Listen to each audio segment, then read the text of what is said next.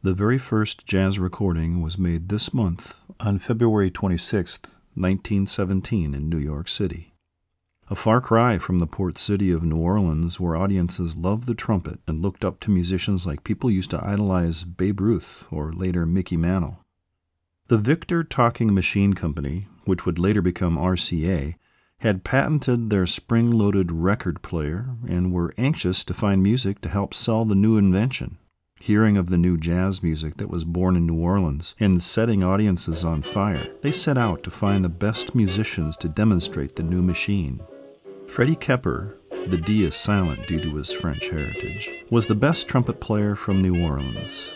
Freddie was born in the city and lived in a neighborhood where a diverse number of cultures blossomed, creating new cuisine, new dances, new slang words, and of course, music.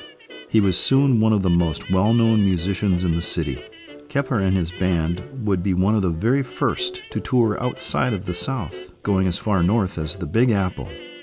He and his original Creole orchestra were visiting New York in 1915, and while there, Keppard was offered a chance to record for the Victor Talking Machine Company.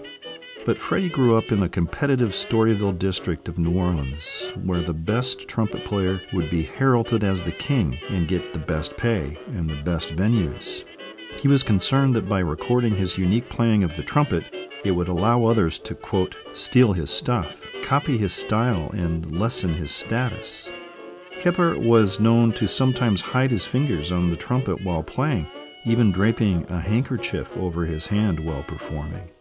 Some argue this was more of a way to amuse the audience rather than to befuddle his competition. It's important to remember in the early 1900s there was no radio. You either heard music performed live or you didn't hear it at all. The Victor was a revolutionary invention to allow people of almost all classes to enjoy music on demand. At any rate, Freddie Keppard didn't show up for the recording with the Victor Talking Machine Company, and they continued their search for 2 more years for an ensemble to record this new music coming from New Orleans. In 1917, another group of musicians from New Orleans arrived in New York, and the offer was extended to them.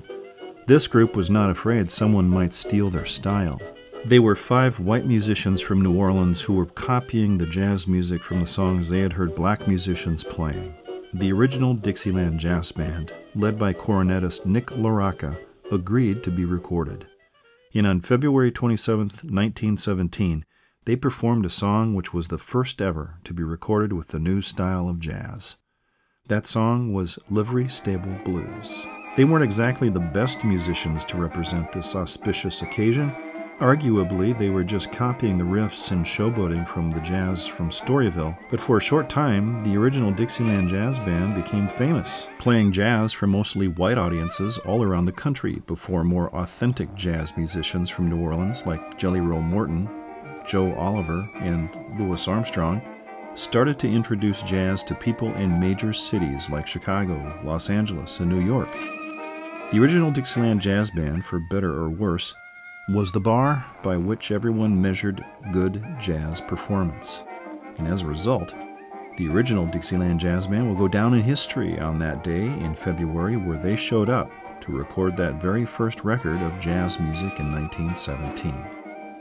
What a shame that Freddie's ego stopped him from becoming one of the most important musicians of the era with the opportunity to make history for fear of being bested.